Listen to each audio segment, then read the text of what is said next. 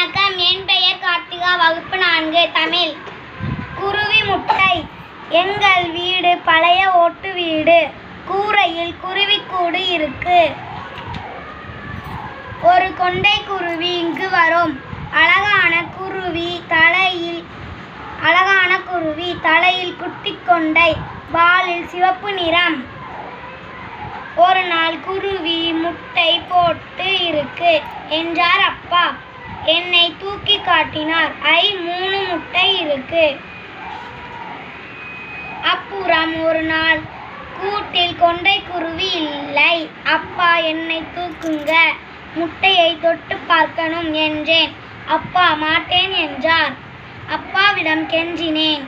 அப்பா தூக்கினார். நான் தொட்டு பார்த்தேன். இப்படி தொந்தரவு செய்தால் குருவி இங்கே வராது. அடிக்கடி கூட்டை எட்டி பார்க்க கூடாது என்றார். நானும் சரி என்று தலையாட்டினேன்.